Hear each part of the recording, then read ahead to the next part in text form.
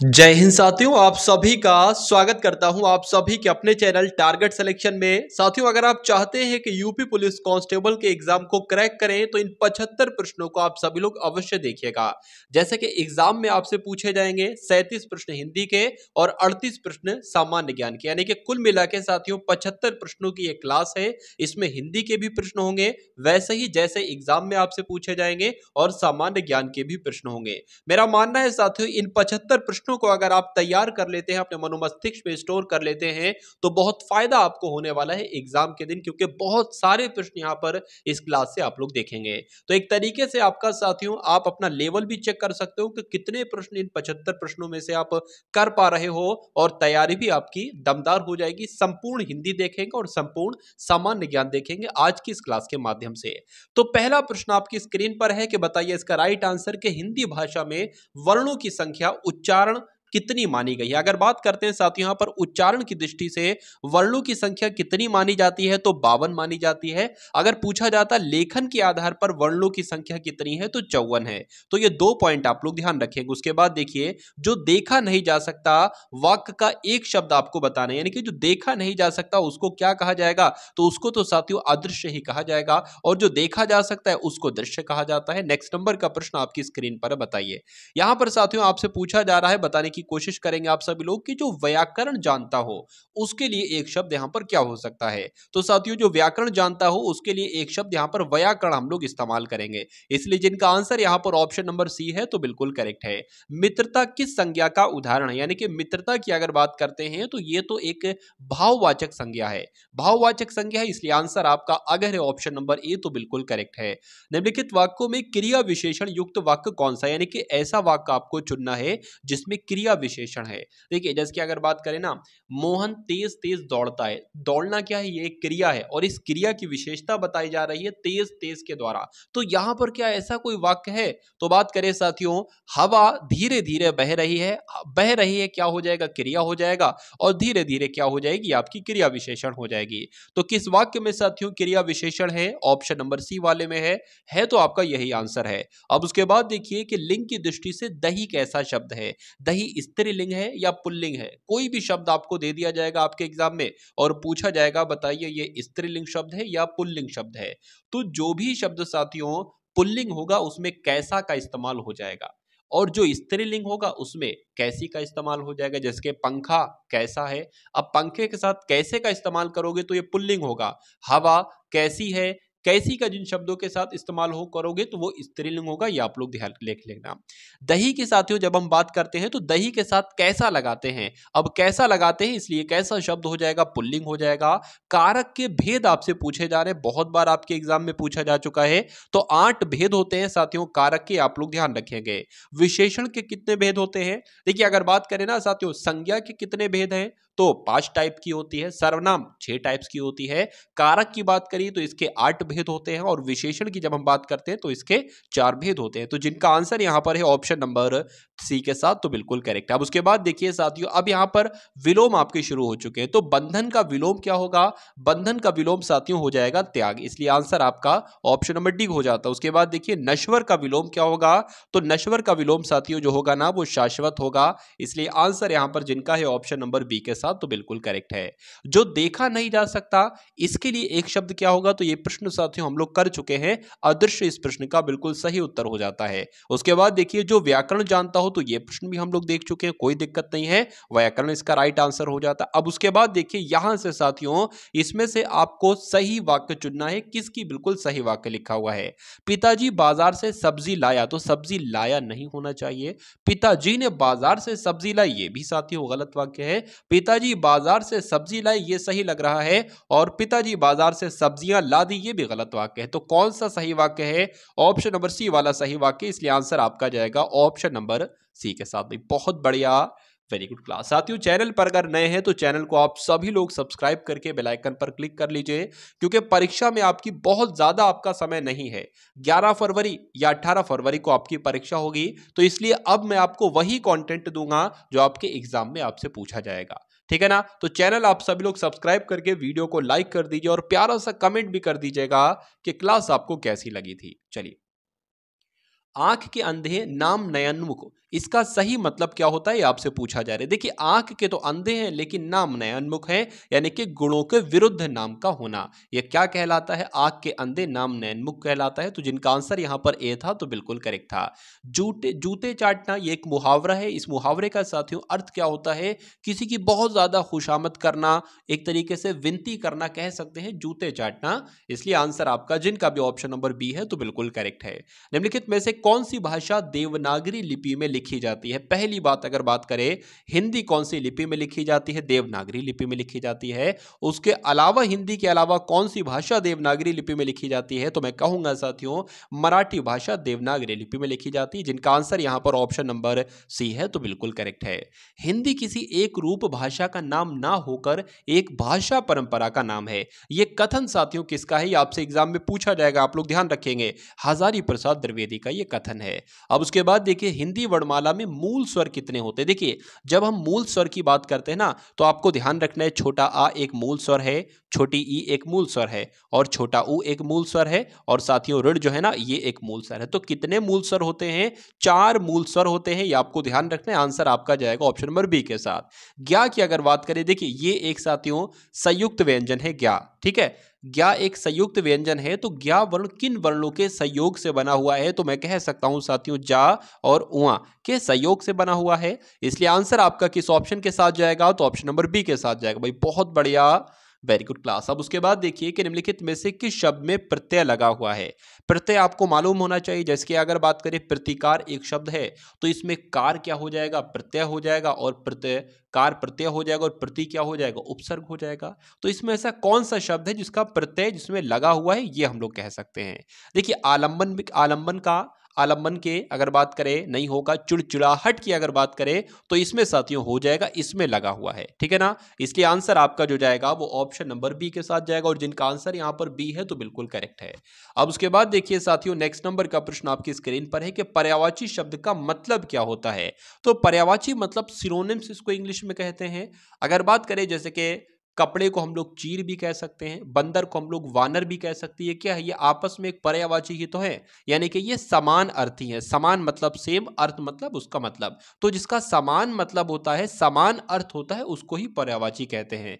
विष का यहां पर आपसे विलोम पूछा जा रहा है। तो साथियों विष का विलोम क्या होगा? अमृत होगा। ये आपको ध्यान रखना है। उसके बाद देखिए ऐसा कवि जो तत्काल रचना करता हो, तो जो तत्काल रचना करता हो उसको हम लोग क्या कह सकते हैं? आशु कवि कह सकते हैं। तो जिनका आंसर यहां पर ऑप्शन नंबर बी था तो बिल्कुल करेक्ट था। जो संभव नहीं हो, इस वाक्य के लिए एक शब्द साथियों क्या होगा? देखिए जो संभव होता है उसको तो संभव कहते हैं, लेकिन जो संभव नहीं होता है उसको असंभव कहा जा सकता है। आंसर आपका ऑप्शन नंबर सी हो जाता है। अब उसके बाद देखिए जिसके हृदय पर आघात हुआ हो, इस वाक्यांश के लिए उपयुक्त शब्द साथियों क्या होगा? तो जिसके हृदय पर आघात हुआ हो उसको मर्माहत कहा जा सकता है। क्या कहा जा सकता है? मर्माहत कहा जा सकता है। इसलिए आंसर आपका जाएगा ऑप्शन नंबर बी के साथ। भाई बहुत बढ़िया, वेरी गुड क्लास। तो साथियों यहां पर अगर बात करें लगभग 37 प्रश्न हिंदी के होंगे और 38 प्रश्न सामान्य ज्ञान के होंगे। सामान्य ज्ञान के एकदम टॉप लेवल के क्वेश्चंस आप लोग देखेंगे और हिंदी के भी जो चल रहे हैं ना वो टॉप लेवल के क्वेश्चंस हैं। अगर साथियों यूपी पुलिस कांस्टेबल में आप लोग फतह हासिल करना चाहते हो, यानी कि फाइनल लिस्ट में अपना नाम देखना चाहते हो, और फाइनल लिस्ट में आपका नाम तभी होगा जब आप एग्जाम को बढ़िया करके आओगे, 150 में से 120 क्वेश्चन के आसपास करके आओगे। और ये स्कोर इतना कैसे हो पाएगा? साथियों चैनल को सब्सक्राइब कर लीजिए और जो कंटेंट आपको एग्जाम तक दिया जाए उसको अच्छे से वॉच कर लीजिए और अपना प्रैक्टिस सेट लगाते रहिए। सिलेक्शन आपका बहुत आराम से हो जाएगा। मुझे किस प्रकार का सर्वनाम है? अगर बात करें देखिए एक होता है उत्तम पुरुष वाचक सर्वनाम, एक मध्यम पुरुष और एक अन्य पुरुष। अगर हम अपनी बात करते हैं सबसे पहले मुझे, हम, तो ये दो शब्द कैसे कहलाएंगे? ये उत्तम पुरुष कहलाएंगे। अब हम बात करते हैं अपने के सामने वाले की, जो मेरे सामने है वह, ठीक है। वह की अगर बात करें, या वह तो नहीं कह सकते, ठीक है। अगर बात करें तुम की बात करें या आप की बात करें या तुम लोग की बात करें या आप लोग की बात करें, तो ये मध्यम पुरुषवाचक सर्वनाम होगा। जब हम अन्य की बात करते हैं तो कह सकते हैं हम लोग वह कह सकते हैं, यह कह सकते हैं या वह लोग कह सकते हैं, ठीक है। तो ये आपको साथियों ध्यान रखना है। मुझे की यहां पर बात आई है तो ये साथियों उत्तम पुरुषवाचक सर्वनाम हो जाता है। आंसर आपका जाएगा ऑप्शन नंबर 1 के साथ। अब उसके बाद देखिए साथियों परिणामवाचक, क्या परिमाणवाचक। परिमाणवाचक क्रिया विशेषण का वाक्य इसमें से कौन सा है? तो वह बहुत थक गया है, वह अभी अभी घर गया है, वह अंदर बैठा है, या वह अभी भली भांति नाच लेता है। तो मैं कह सकता हूं साथियों, परिमाणवाचक क्रिया विशेषण वाक्य कौन सा होगा? तो ऑप्शन नंबर ए वाला होगा। निम्नलिखित में से कौन सा वाक्य शुद्ध है? तो शुद्ध वाक्य का आपको चयन करना है। प्रत्यक्ष को प्रमाण में आवश्यकता नहीं होती, यह शुद्ध वाक्य होगा। प्रत्यक्ष के प्रमाण की आवश्यकता नहीं होती, यह शुद्ध वाक्य होगा।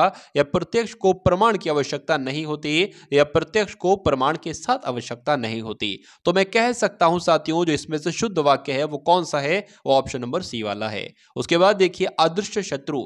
तो अदृश्य शत्रु साथियों की अगर बात करें, क्या कह सकते हैं? अर्थ अनुरूप उपयुक्त मुहावरा इसके लिए कौन सा हो सकता है? तो आस्तीन का सांप हो सकता है, इसलिए आंसर आपका जाएगा डी के साथ। एक हाथ से ताली नहीं बजती, इस लोकोक्ति का साथियों आपको अर्थ बताना है, क्या हो सकता है? शत्रुता दोनों पक्षों की गलती से होती है, संघर्ष बराबरी वाले दो पक्षों में होना चाहिए, एक आदमी से काम नहीं चलता, या सराहना के लिए दोनों ने ताली बजाई। तो मैं कह सकता हूं साथियों, शत्रुता दोनों पक्षों की गलती से होती है, इसको कहा जा सकता है कि एक हाथ से ताली नहीं बजती। उसके बाद देखिए साथियों, शांत रस की उत्पत्ति कब होती है, यह आपसे पूछा जा रहा है।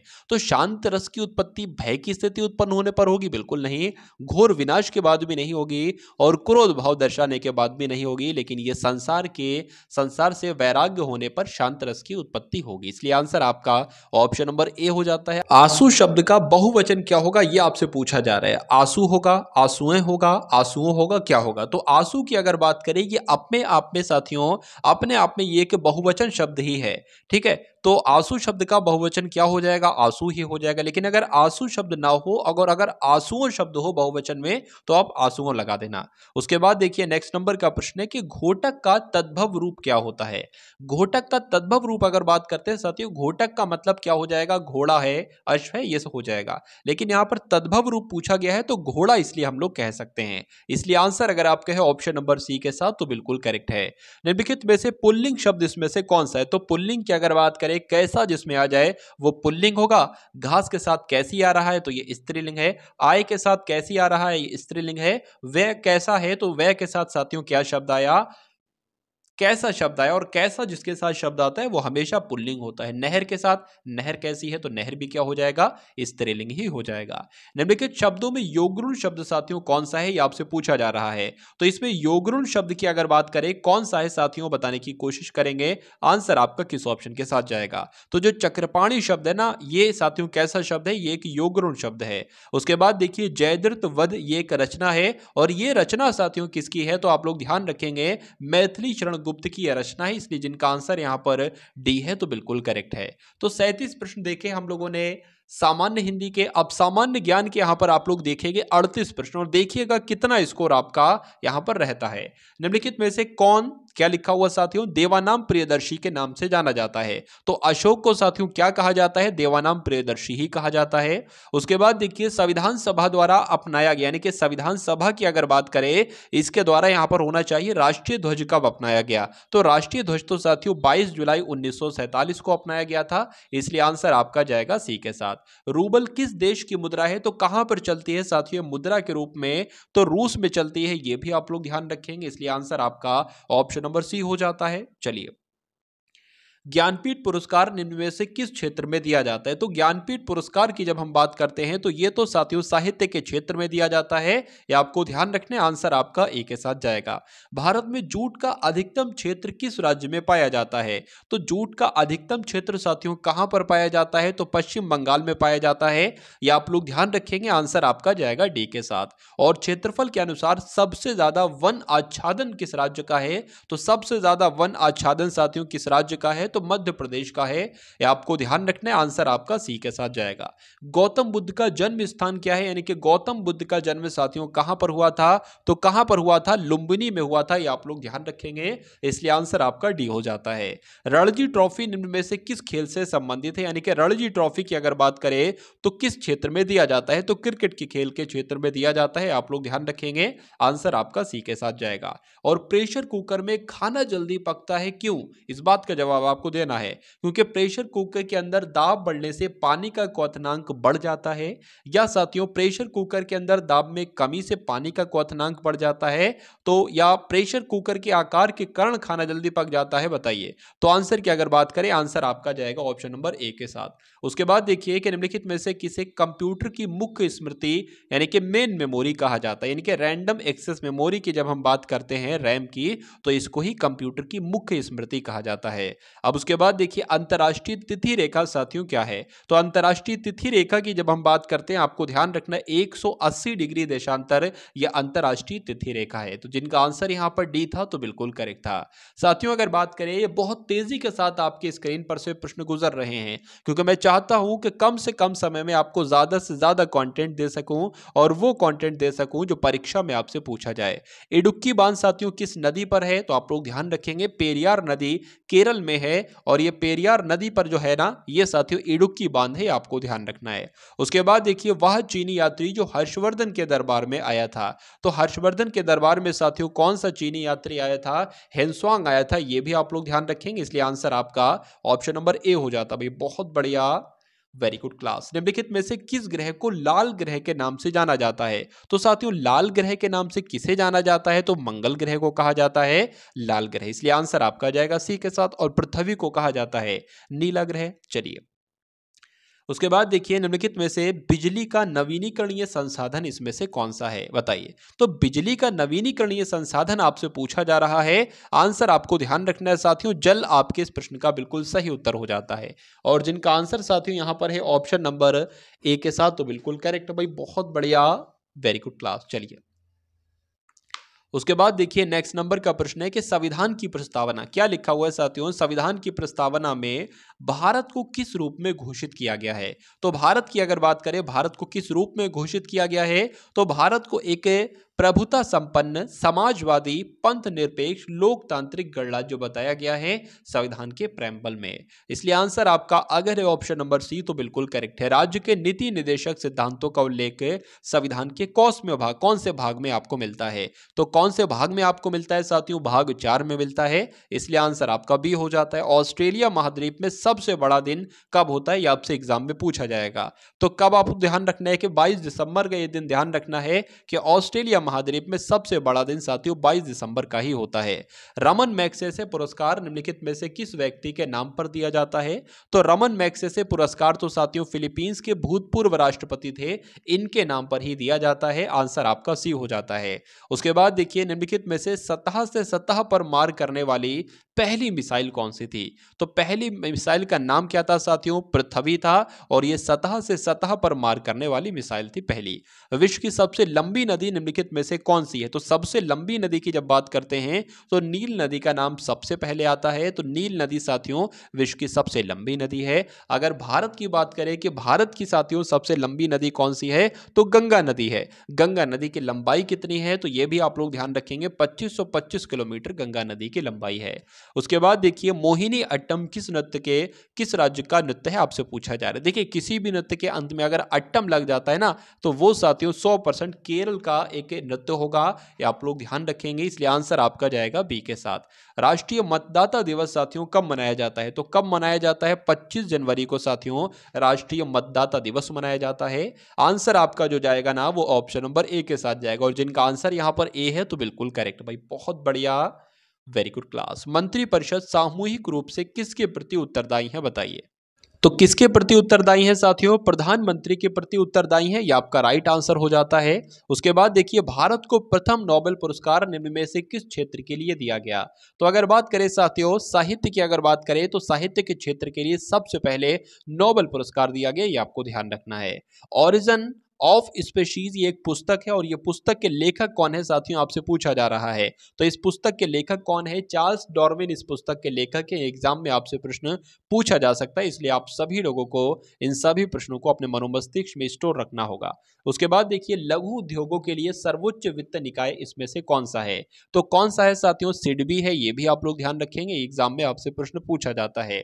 ओजोन परत के अवक्षय का क्या कारण है, chlorofluorocarbon, carbon dioxide, sulphur dioxide, या साथियों ईथेन। चलिए तो अगर बात करें यहाँ पर इस क्वेश्चन के राइट आंसर की, तो CFC यानी कि क्लोरोफ्लोरोकार्बन ये ओजोन परत के अवक्षय का एक कारण है, इसलिए आंसर आपका ए के साथ जाएगा। अब उसके बाद देखिए कि निम्नलिखित में से किस वृक्ष से मलेरिया रोग की औषधि प्राप्त की जाती है। तो अगर बात करें साथियों, सिनकोना वृक्ष से मलेरिया जो रोग है ना, इसकी औषधि प्राप्त की जाती है। आपको ध्यान रखना है उत्तर प्रदेश को कितने प्राकृतिक भागों में विभाजित किया है। अगर ये साथियों आपके एग्जाम में प्रश्न आ जाता है तो आपको ध्यान रखना है 3 भागों में विभाजित किया गया है, इसलिए आंसर आपका बी के साथ। संयुक्त राष्ट्र संघ की कार्यकारी भाषा निम्नलिखित में से कौन सी है। तो संयुक्त राष्ट्र संघ की कार्यकारी भाषा जो है ना साथियों, वो अंग्रेजी है और फ्रेंच है, इसलिए आंसर आपका जाएगा ए के साथ। अब उसके बाद देखिए नेक्स्ट नंबर का प्रश्न आपकी स्क्रीन पर है, बताइए। चलिए, तो राष्ट्रीय पुलिस एकेडमी ये कहां पर स्थित है। ये प्रश्न साथियों आपके एग्जाम के लिए बहुत ही इंपॉर्टेंट है। तो अगर ये आपके एग्जाम में प्रश्न आ जाए तो हैदराबाद आपको लगाना है, इसलिए आंसर आपका जाएगा ऑप्शन नंबर ए के साथ। और जिनका आंसर यहां पर ए है तो बिल्कुल करेक्ट है। सौर मंडल का सबसे बड़ा ग्रह कौन सा है साथियों। तो सौर मंडल का सबसे बड़े ग्रह की जब हम बात करते हैं तो बृहस्पति ग्रह सौर मंडल का सबसे बड़ा ग्रह है, आंसर आपका सी के साथ जाएगा। उत्तर प्रदेश दिवस किस दिन मनाया जाता है। तो उत्तर प्रदेश दिवस की जब हम बात करते हैं तो ये तो साथियों 24 जनवरी को मनाया जाता है उत्तर प्रदेश दिवस, इसलिए आंसर आपका जिनका भी है ऑप्शन नंबर डी के साथ तो बिल्कुल करेक्ट है। उसके बाद देखिए साइबर क्राइम से संबंधित सूचना प्रौद्योगिकी अधिनियम 2000 कब संशोधित किया गया। तो ये कब संशोधित किया गया, 2008 में साथियों इसको संशोधित किया गया, आंसर आपका जाएगा ए के साथ। संयुक्त राष्ट्र संघ द्वारा मानव अधिकारों की सार्वभौमिक घोषणा साथियों कब की गई थी, मोस्ट इंपॉर्टेंट क्वेश्चन है। तो कब की गई थी साथियों, 10 दिसंबर 1948 को घोषणा की गई थी। नेक्स्ट नंबर का प्रश्न देखिए कि जीएसटी किस प्रकार का कर है। तो गुड्स एंड सर्विस टैक्स यानी कि वस्तु और सेवा कर की अगर बात करें तो ये एक साथियों अप्रत्यक्ष कर है, आपको ध्यान रखना है, आंसर आपका बी के साथ जाएगा। उसके बाद देखिए नेक्स्ट नंबर का प्रश्न आपके स्क्रीन पर है कि इनमें से सोशल मीडिया कम्युनिकेशन का साधन कौन सा है। तो क्या मोबाइल फोन साथियों सोशल मीडिया कम्युनिकेशन का साधन नहीं है, बिल्कुल है। इंटरनेट भी है और पत्र और डाक भी एक तरीके से कहा जाए, ठीक है ना। इसलिए आंसर की अगर बात करें तो आंसर आपका जाएगा डी के साथ। और जिनका आंसर यहां पर डी है तो बिल्कुल करेक्ट भाई, बहुत बढ़िया, वेरी गुड क्लास। तो ये साथियों यूपी पुलिस कांस्टेबल एग्जाम के लिए आप सभी के लिए 75 प्रश्न आपको दिए गए, जिसमें सामान्य ज्ञान के प्रश्न देखे और सामान्य हिंदी के प्रश्न देखे। अगर आप चाहते हैं कि ये सीरीज साथियों एग्जाम तक चले, और मेरा मानना है कि अगर ये एग्जाम तक आपने सीरीज देख ली तो हिंदी में साथियों 37/37 आपके बहुत आराम से आ जाएंगे। और बहुत बड़ी बात नहीं कहता कि जीके में आपके 38 में से 25 प्रश्न साथियों कहीं नहीं गए। और इतना स्कोर अगर आपने कर दिया तो कोई दुनिया की ताकत आपको सिलेक्शन से रोक नहीं सकती।